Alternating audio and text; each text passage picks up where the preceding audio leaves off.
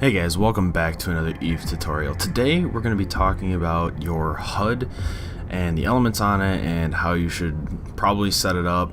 This is going to be a little subjective since everybody sets up their HUD a little bit differently, so you can feel free to move things around, but these are the elements that I at least think should be available on your HUD at all times that keep you safe, or at least as safe as you possibly can be.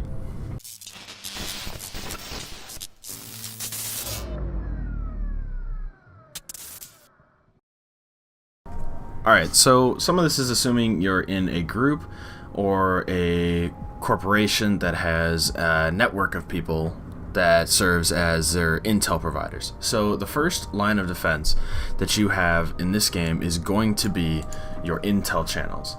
So you see when people are coming out, think of it like you have a castle, right? And around a castle you typically have people living around it, and those are kind of your intel channels. They tell you, hey, I'm under attack, or hey, I saw this enemy scout over here. So what you're going to want to do is take your intel channel and bring it to the top. That's the first thing you do. I like to keep mine in the lower left. You can put it wherever you want, but that's where I keep my intel channel. And this is really important to keep track of, especially if you have more than one intel channel. I would keep them all right next to each other. Keep the one that is most relevant right next to you, and maybe even the one that's the most populated, keep it up at all times. And this will help you know if there's a gang coming through, and it'll help you know what's there, who's coming, if it's even a threat to you. And something I like to do when some people post a system for where enemies are is I right click and set a waypoint to that system so I can know how many jumps out they are from me and how much time I have to react. Alright, the next line of defense is going to be your local chat, especially if you're in K-space. So what you want to do is you want to make sure your local chat is separated, and I keep it in a window all on its own with nothing else, just so that it's always there. And I always keep it on compact mode so that way as many people fit on one screen at a time. So every now and then I could just do a quick scroll through. It doesn't work super well in Jita because there's so many people, but I can just do a quick scroll through and see, hey, I know all these people. I don't need to be worried. Again, this is your second line of defense. Think of this as like your I want to say your castle wall, but it essentially is the first castle wall, because this is how you know if somebody's in your system. If somebody's right there with you, that's how you're going to know this, and you're going to be able to respond to it. Also, some people get by intel. Not everything is reported on intel, so you got to keep track of this too, especially if a wormhole pops up, which is the next thing we're going to be talking about. So down here, there's this scanners window. You're going to open up your probe scanner. Now, what I like to do is keep this right here, and make sure that you have cosmic signatures on. Now if you're in nullsec and there's a bunch of anomalies, what you can do is leave this off, and this number right here will turn to 1 or whatever respective one it is when a new signature pops up in system, and then you can immediately start responding to that as necessary. So that's where I like to keep this one. It's that extra layer of defense along with local. I don't know how to add this to the analogy with a castle with this probe scanner, just because it's kind of a extra. It goes with local, right? They're kind of the similar process. One is to make sure there's no wormholes entering your system, and the other is to make sure there's no people in your system. Alright, now we've kind of progressively moving. So the intel channel tells you what's around your space. The local and your probe scanner tell you, okay, are there people that just entered your space, or how are people entering your space? The next thing we want to talk about is what people are in your system or inside your grid, and that's where your directional scanner window comes in. You always want to have this open, and make sure you have it set to something that filters out which you don't want to see. You need to have it set to something that's going to give you useful information. So let's look at it this way. So nothing gets reported on intel, right? Nothing's going on. You don't see anything in local, you don't see any wormholes, but you're checking your D-scan, and it changes from 12 rorquals on scan to a couple super carriers and some combat cruisers. Okay? That's a good indication that something is going on that did not get reported in intel, isn't being talked about in local, and there's probably something going on in comms if you're not on there. So this is a good indication of, hey, maybe I should cycle down. Maybe I should step away for a second and go investigate why everybody's suddenly combat shipping. And that's what all these things are supposed to do. They're supposed to trigger either a conversation or a panic, get out of here reaction. Normally, it should just trigger a conversation. Hey, there's somebody in intel. I should talk to somebody to see if I should be concerned. Especially if you don't know what's going on around your space. If you're still kind of moving in, if you're still getting familiar with stuff, then that's what that wants to do. If something pops up in your probe scanner, you're like, hey, can somebody scan that? Does anybody have a scanner? What is that? Has that been here?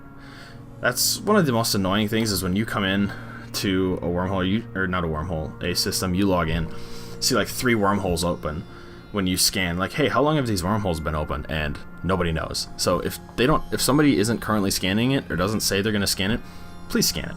But that's just the wormhole and me coming out. Back to the main conversational piece here. Your directional scanner is one of your last lines. That's like your inner wall, right? That's like, oh no, somebody's on their way to me if there's an enemy in system. I need to go now. And for some ships, that's arguably too late, is when you spot it on D-scan. It's arguably way too late. But for most ships, it's alright. And this is a good triggering of a, hey, I need help. I might get caught. Let me post in intel help, or let me call out on comms that I might need help if I'm in a bigger ship. If you're in a small ship, you might not make it. Sorry. But so that's why I like to keep it over on the right underneath my overview, because I feel like it's an extension of my overview. That's all it really is. And also, it's really convenient to just have down there and not have the left side of my screen all cluttered up. Alright, so let us talk about the last piece of your overview that I find incredibly important. Alright, and that is your overview. Your overview is like the inner keep. It's like everything's gone wrong up until this point. All of the points of failure have occurred, and now the enemy is on grid with me. Okay? So that's why you'll notice it's the largest piece of my screen. It's got the most information, and you can't get rid of it. Like, you can't put it away, I don't think. Can you? Let's find out. Let's find out right now. Oh, you can. Okay, you can't put things on top of it. Never do that. Ever. Ever. But that's where you're going to get the most accurate intel to tell your friends if you're in trouble. So you need to make sure that that is someplace that you can see, and we'll go over how to set up your overview and the different tabs in it in another episode. But you need to understand that in this overview, this is the tried and true information, so you need to make sure it's giving you the right information. So sorting by furthest away when you're just chilling out isn't going to help you, because if you'll notice, look at this, I got stuff on here that doesn't even matter, and when I get all the way to the bottom, that's when I start seeing the important stuff. Like, oh no, they're right on top of me. So make sure you have these set up and sorted.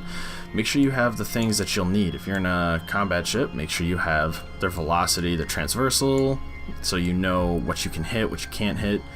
You don't really need their names. I don't really care about their names, honestly. I keep that one super minimal. I keep the type super minimal, because I can tell, oh, it's a battleship, it's a freighter, it's an industrial. I can see right from this icon what it is, and I don't need to see its type. I can always quickly come over here and expand it, like, oh, that's what it is. Cool. But yeah, that is all the major pieces of your HUD. Now, you don't have to set it up like this. These are the pieces that I always have available. Oh yeah, what if you're in a fleet? Where do you put that fleet window, right? Because there's plenty of fleets. So let me form my own fleet here real quick. So where I put this is right here. I want to keep this one kind of separate, especially if we're in a fight, right? You want to keep the fleet history so you can see what's going on. And then I usually put fleet chat right here, right with it, because fleet chat usually isn't as important, because if you're in a fleet, you're usually in comms. But every now and then it's important to see this info, especially when you're getting set up to go. So you want to have this available, this, and can I add myself to my watch list?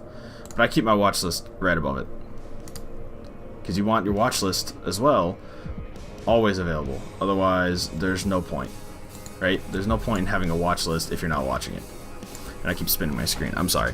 But alright, if you guys have any questions about what goes on your HUD and where you should set things up, feel free to drop a comment down below, and I'll be sure to answer it as quickly as possible. Yeah, this should set you up to be relatively safe, or as safe as you can be in EVE Online, and I wish you guys safe flying, or as the locals say, fly safe.